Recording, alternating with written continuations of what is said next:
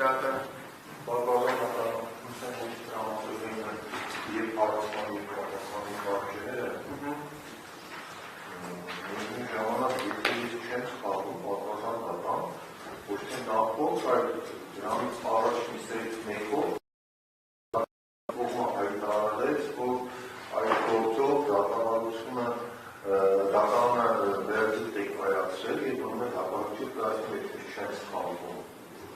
Ես նման անգամ հիշում, բայց ըստ էության չէր ավարտվել գործիքնությունը ավարտվում է դատավճիռի կայացմամբ, կանոնական դատավճիռ կայացվել է, ոչ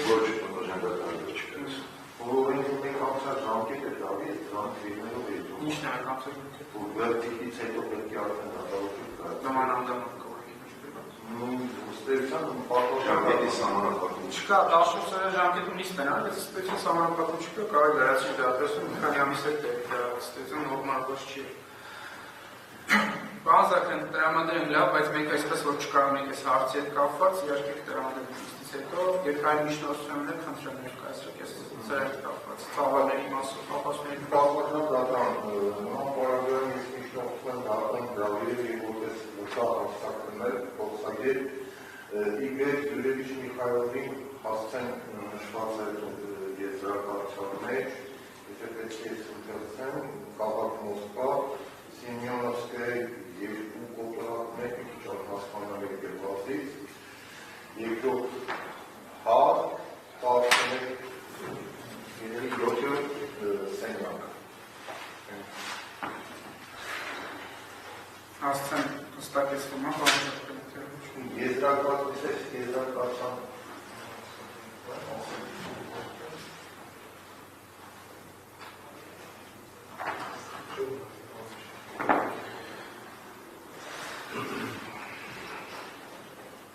լավ, ասած հետ կապված տեխնիկական մի քանի արտադրական ձեզնի գործության հետ կապված նաև քրեական դատավարության որպեսզի նաև կողմի համար պաշտոնի ես դիրքորոշում հայտնելու հնարավորությունն է։ Քրեական դատավարության օրենսգրքի 331 հոդվածի 4-րդ մասը ունի հետևյալ ձևակերպում, այն դեպքում երբ եղեն ապացույցի ապացուցողական կամ վարորդային այդ գործողության արձանագրության կամ արտավարության փաստաթղթի հետևողական արդյունքում կողմը վիճակում է դրա թույլատրելիությունը, ապա դատարանը կամ դատարանը ունի հիմնավոր կասկածներ համապատասխան ապացույցի հավաստության վերաբերյալ, ապա դատարանի որոշմամբ այդ ապացույցը ձեռք բերած կազմած անձը կարող է արձակումության հրավիրել եւ արձակման վկայի համար սահմանված կարգով։ Տրամադրությունն է, որ նախնի կողմը ըստ էության ենթադրում կամ հակառակ կողմը, ոչ թե ապացույց ներկայացրած կողմը վիճակ է ապացույցի որոշակի հանգամանքի իսկությունը կասկածի տալու կամ դատարանը առնվազն նման դիրքորոշում հանդես գա։ Ես ոնց հիշում եմ, մյուս կողմը նման դիրքորոշում հանդես չեկե, ուղղակի ապացույցի արժանատվության հասնել գնահատել, ոչ թե ապացույցի դուք ձեռբերման թույլատրելիության հարցը վիճակել։ Այս պայմաններում դուք ձեր կողմից բարձրացած ապացույցի ինչն է կասկածի տալու։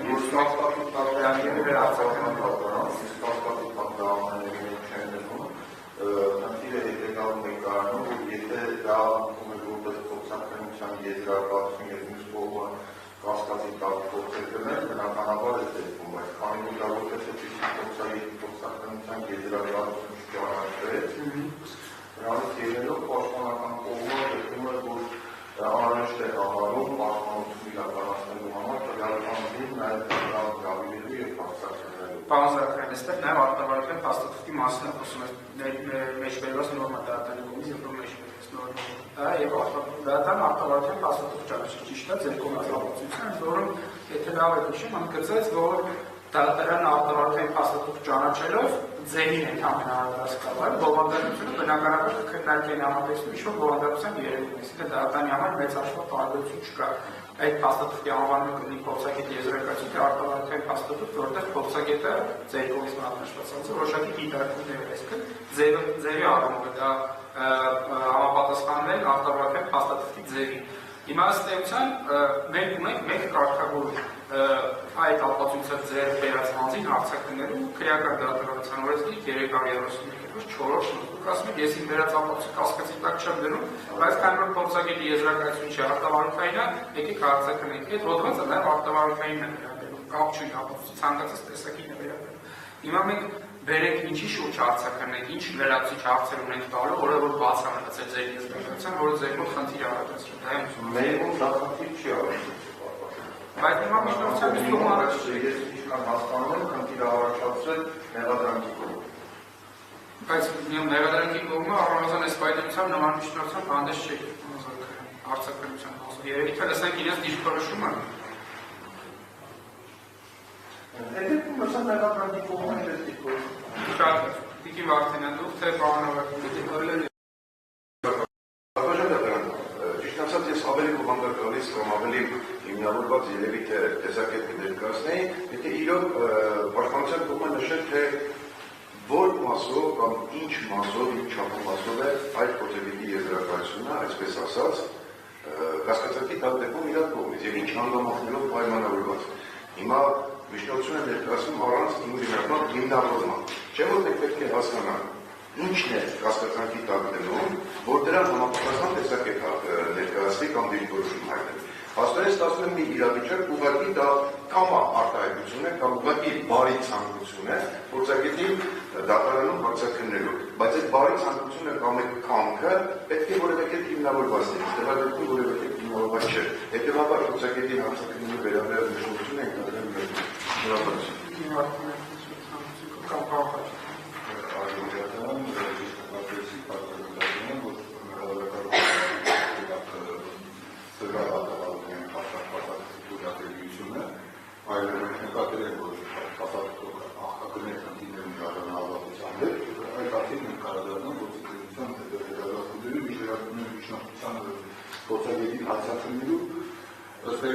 մատնանշվեց, որ նշանակություն ունեցող որևէ կոնկրետ հաստատական հանգամանք, որ փոխագիտական եզրակացած բան չէ, հարկավոր է փոխագետի ստացվելն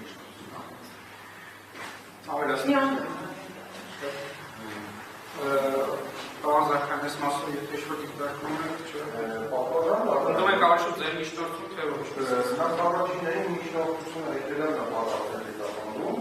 հասկանալու մեղադրանքի կողմը իդեալը վիճակն է դրա բովանդակությունը ոչ, եւ մեղադրանքի կողմը ըստ էության չվիճակ է դրա բովանդակությունը, հետեւաբար ես միջնորդությունս այս ամբողջ անում եմ։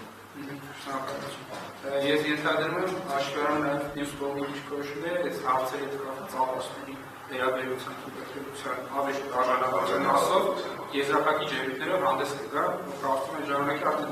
պահպանական դատարանի եթե մեղադրանքի կողմը արժանահավատության հետ կապված հարցով փորձելու է հետագայում հանդես գալ մասնավորապես ելույթների ընթացքում, այսինքն կասկածի տակ դնել դրա հավաստիությունը, հենց դրանից ելնելով է խոսում միջնորդությունը, որ խնդիր չառաջանա ելույթների ընթացքում, եթե կասկածի տակ դրվեց, ստիպված լինենք նորից անցնենք դատաքննության փուլ, դրա անձին դրավի բանզականների մեր հասկանալի էլի արժանահավատություն ու թույլատրելիություն դրա տարբեր եզրույթներ քրեական դատավարության օրենսգրքի 331 հոդվածը 4 բացառապես թույլատրումը թույլատրելիության հիմքով կասկածի հիմքով հրավիրելացին հարցերն այստեղ մյուս կողմը չբարձրացրեց թույլատրելիության արժանահավատության բարձրացրեց այսինքն դրանք տարբեր բաներ են բանզականների կողմն իրավունք կամ մյուս կողմի վերած ապացույցի արժանահավատությունը կասկածի տակ դնում մյուս կողմը կարող է ձեր վերած ապացույցի արժանահավատությունը կասկածի ինչ պետք է նորմալ մրցակցային դրական դա կասկածի չեմ շատ այլ միջնորդներում պատվազան դատարան այլ միջնորդությունից կապված է մեկ հանգամանքի հետ կապված ստացվելիս պարզաբանումից որոնց շատ լավ հիշում են որ 44-օրյա պատերազմի ընթացքում պետական բազմաթիվ պաշտոնյաներ պաշտոնապես այդ 44-օրյա ընթացքում հայտարարում էին թե ինչ վիճակ է տիրում մարտական գործողությունների դաշտում, ինչպես են դրսևորվում մեծ հաղթանակները ապագայի վերաբերյալ, ինչ նվաճումներ ունեն եւ որպես այդպիսին իշխանությունը համերկայացնում է, որ այդ 44-օրյա պատերազմի ընթացքում ամեն օր պաշտոնական հայտարարում է, որ մեր վիճակը վատ չէ, մեր վիճակը ըստ էության լավ է եւ հասարակությունը լսելով որոշ չափով ոգևորվում են, բայց հետագայում պարզ դարձավ, որ այդ տեղեկությունները այնքան իրականությանը չէին համապատասխանում։ Այսինքն հասարակությանը ապակողնորոշել էր իշխանությունը եւ սա իմ խորին համոզման պատճառ հանդիսացավ նրան, որ այսպես ասած այդ հրադադարի հետ կապված երբ որ համաձայնագիր կնքվեց, վրդովված հասարակությանի զգալի մաս դուրս եկավ փողոցներ։ Հիմա եթե մեղադրանքի կողմը այս հանգամանքը կասկածի տակ է դնելու, այսինքն այն, որ ԶԼՄ-ներով պաշտոնական անձին, տարբեր պաշտոնական անձին, այդ թվում է պաշտպանության նախարարության խոսնակը, ինչ ելույթներով էին հանդես գալիս մեր բանակի մարտական վիճակի եւ այս հանգամանքների շուրջ, եթե սա կասկածի տակ է դնում, ես այդ դեպքում միջնորդություններ եմ անելու, բայց խնդրեմ, որպեսզի տեղական մինիստրը հետաձգվի, որպեսզի այդ միջնորդությունների հետ կապված մեր որոշակի տեղեկատվություն ստանալու կարիք կա։ Հավաքեն բերեն ներկայացնեն դատարանին։ Սա պատվարժան դատարանցույն գործի համակարգային առումով էական նշանակություն ունի, որ ակտում է մեղադրանքը պաշտպանանից ներկայացված, ապա ըստ այդմ ստացվում է, որ մեր հասարակությունը լիովին իրապետում է այն իրավիճակին, ինչ որ տեղի ունեցեք 44-օրյա պատերազմի ընթացքում, ոչ թե ապատեղեկացված էր։ Եվ ուղղակի չգիտես ինչու, երբ որ հասկացան, որ համաձայնագիր է կնքվել, մարդիկ, ընդ որում ագրեսիվ տրամադրված մարդիկ, դուրս եկան փողոց դժգոհելով այդ իրավիճակից։ Ես կարծում եմ սա իրական նշանակում։ Հիմա եկեք իրար հասկանանք, դուք ասում եք, եթե կողմը այդ կասկածի տակ դնի, ես միջնորդություն ներկայացնեմ։ Ինչ անենք, ձեր միջնորդությունը չհասկացած, միջնորդությունը Ես եմ հասկանամ մեղադրանքի կողմը այն ինչ ես հայտարարեցի, դա ընդունում է, եթե չի ընդունում, ապա ես խնդրեմ, որպեսզի ընդունում է, որ պատերազմը եղել, պատերազմը ոչ, պատերազմը որ եղել է, դա առաջանակ փաստը։ Խոսքը վերաբերում է նրան, որ այդ պատերազմի ընթացքում ԶԼՄ-ներով Ինչ է ներկայացնում, ինչ իրավիճակ է ներկայացել մարտական դաշտում մեր բանակի վերաբերյալ եւ այդ տեղեկությունները հետագայում պատահել, որ ակնհայտորեն իրականությանը չէին համապատասխանում։ Եվ այս պարագայում, երբ որ կնքվեց այդ համաձայնությունը, հենց այդ դժգոհությունից ելնելով հասարակության մի զգալի դուրս եկավ փողոց։ Սրա մասը հասկացեք, այսպիսի արձանագրում ձեր հայտարարությունների վերաբերյալ միջ այս դատարանը մյուս կողմից բացարձակապես այլ ելույթներ չի լսում հակասի ձեր ասած տրամաբանությանը կամ դրա վերաբերյալ ներկայացնեմ, բայց ցանկացած միջնորդություն այդ թվում ապաստույց ծավալագրացնելու վերաբերյալ կամ ապացուցողական գործողությունների կարգավորելու գլխի ողջունության սահմաններից։ Ես Աշխարհի քրեական դատավարության ռազմիկի 143 հոդվածի առաջին մասի խորհրդները արձանագրում են բանզարկային ամենայն հարգանքով ցերանդել, որ պաշտպանական կողմը առնվազն դիսպայլությամբ առերևույթ իրավունքի չարաշահում իրականացնում միջնորդություններ ներկայացնելու տեսակով պայմանավորված։ Խնդրում եմ ձեր միջնորդությունը, մենք ձեզ չենք զրկի, այս գրությունները ձեզ կտրամադրենք, դատարանի կողմից հարցումները, եթե միջնորդություն ունեք ձեր նոր հայտարարության հետ կապված մյուս նիստին կարող եք բովանդականից ներկայացնել, բայց արձանագրումը հետևյալն է, պարոն Զաքարյան, մենք այս գործակցի ողջամիտ ժամկետներում քննենք, այդ թվում նաև ձեր պաշտպանյան իրավունքի շահիզելով, ես հասկանում եմ, դուք հիմա ինձ կասեք, պաշտպանյան իրավունքի շահիզելով նաև ապաստույց ներկայացնել են մեր կողմից, բայց նրանք պետք է ողջամիտության սահմաններ ունենան։ Նաև մյուս կողմից, մեղադրանքի կողմի դժոխք կողմի իրավունքի շահերի պաշտպանության առումով։ Խնդրում եմ, եկեք այնպես անենք, որ ողջամիտության սահմաններից դուրս չգանք, որովհետև մենք գործը կոնկրետ մեղադրանքի շրջանակներն ենք քննում, ու այդ մեղադրանքի շրջանակներն հայաստանը ոչ ոք այս պայմանությամբ չի վիճարկել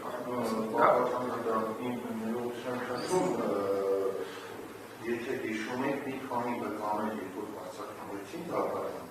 նրանք ցուցումների բովանդակությունը ընդհանրապես հետևում է, որ մարդիկ հուզված, վրդովված դուրս էին եկել փողոց, մեկ-երկու անգամ հարված հասցնելուց հետո հանգստանում փողոց գնում։ Ես նույնիսկ հիշում եմ մի վկայի Տիգրան Ազգանության իշու վերջում հարցը քննեցիք։ Այսինքն հայ դա եմ ասում, ազգական շտոմը չի վիճարկել այդ հանգամանքը, որ այդպես է։ Բայց ինչից է մարտունով այդ վիճակը ստեղծվել, արդյոք այս պարագայում իշխանությունը չի դրսևորել այնպիսի վարքագիծ, որի հետևանքով ստիպված հասարակությունը դուրս է եկել փողոց, այս սա է խնդիրը, որովհետև դրան պարագայում պատվաստական ես գտնում եմ, որ այս գործի համար էական նշանակություն ունի իշխանության դրսևորված վարքագիծ այդ պատերազմի հետ կապված ժամանակահատվածում, որովհետև